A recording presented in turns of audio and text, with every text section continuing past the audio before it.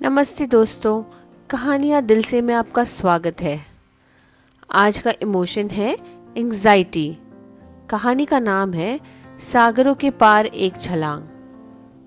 मुंबई के आसमान में मॉनसून के बादल छाए हुए थे, जो शहर की चहल पहल एक धूसर परछाई डाल रहे थे। रिया अपने छोटे से अपार्टमेंट में बेचैनी से टहल रही थी। उसका दिल बाहर बरसती तेज बारिश की तरह तेजी से धड़क रहा था। उसने अपने फोन की ओर देखा और उंगलियां कांप रही थी जब उसने आरव को एक संदेश टाइप किया। आज रात कैफे में मिल सकते हो, बात करनी है। उसका अंगूठा सेंड बटन पर अटक रहा था। फिर उसने आखिरकार उसे दबा दिया। लगभग तुरंत ही आरव ने जवाब दिया, बिल्कुल 7 बजे। रिया ने गहरी सांस ली। उसका पेट मचलने लगा। आरव उसकी उथल पुथल में स्थिरता था, उसकी चिंताओं के समुद्र में एक लंगर। लेकिन आज उस शांति को तोड़ना था। उसे लंदन में मास्टर्स की पढ़ाई के लिए स्कॉलरशिप मिली थी। उसे खुश होना चाहिए था, लेकिन आरव को ये बताने के बोझ में उसकी छाती को भारी कर दिया था। जब तक रिया उनके पसंदीदा कैफे पहुंची, बारिश काफी हल्की हो चुकी थी। आरव पहले से ही वहां था, उनके यूजुअल कोने वाली टेबल पर बैठा हुआ।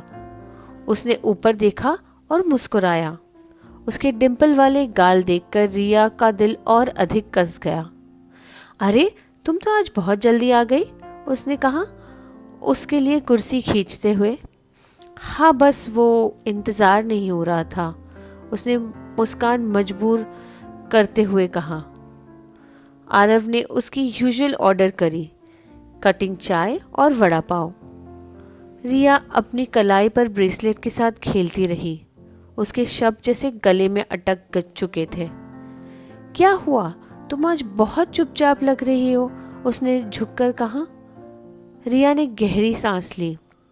आरव, मुझे किंग्स कॉलेज लंदन में एडमिशन मिल गया है, फुल स्कॉलरशिप। एक पल के लिए आरव का चेहरा खुशी से चमक उठा। अरे वाह, ये तो कमाल है रिया, तुमने मुझे तुम पे बहुत गर्व है। लेकिन उसकी खुशी जल्दी ही अनकही बात से धुंधली हो गई। रुको, क्या इसका मतलब है तुम चली जाओगी? रिया ने सिर हिलाया। उसकी आंखें भर गई। हाँ, 2 महीने में। आरव पीछे की ओर झुक गया। उसकी अभिव्यक्ति अस्पष्ट थी। कैफे की हलचल मानो दूर की आवाज लग रही थी। उनकी चुप्पी में जैसे एक तूफान दबा हुआ था। मैं नहीं जानता कि क्या कहूँ, उसने स्वीकार किया। मैं तुम्हारे लिए बहुत खुश हूँ रिया, सच में। लेकिन ये सब कुछ अब बदल जाएगा, मुझे पता है, उसने धीरे से कहा। लेकिन ये तो वही चीज है जिससे मैंने इतने मेहनत से पाया है, तुम ये जानते हो ना? हाँ, मैं जानता हूँ, उसने धीरे से कहा, अपने बालों में हाथ फेरते हुए। बस मैंने कभी सोचा नहीं था कि ये इतनी जल्दी आ जाएगा। उस रात रिया बिस्तर पर जागी ही थी।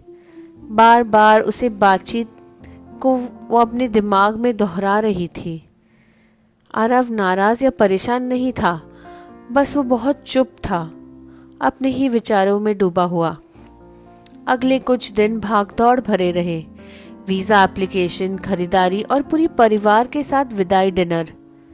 आरव उसके साथ था, हर डिटेल में मदद करते हुए, लेकिन उनके बीच एक दूरी महसूस हो रही थी। उसकी फ्लाइट के एक दिन पहले आरव ने उसे सरप्राइज देते हुए मरीन ड्राइव पर ले गया। उनके सामने समंदर अंतहीन फैला हुआ था, जैसे उनके भविष्य की अनिश्चितता का प्रतिबिंब हो। मैंने सोचा है, उसने खामोशी तोड़ते हुए कहा, हम हमेशा से एक ही टीम रहे थे, है ना? तुम जहां भी रहो ये नहीं बदलेगा। रिया उसकी ओर मुड़ी। उसकी आंखें चौड़ी हुई। तुम्हें यकीन है? मैं झूठ नहीं बोलूंगा, ये मुश्किल होगा रिया, लेकिन अगर कोई ये कर सकता है तो बस वो तुम हो, उसने अपने स्थिर आवाज में कहा। रिया ने राहत की एक लहर महसूस की।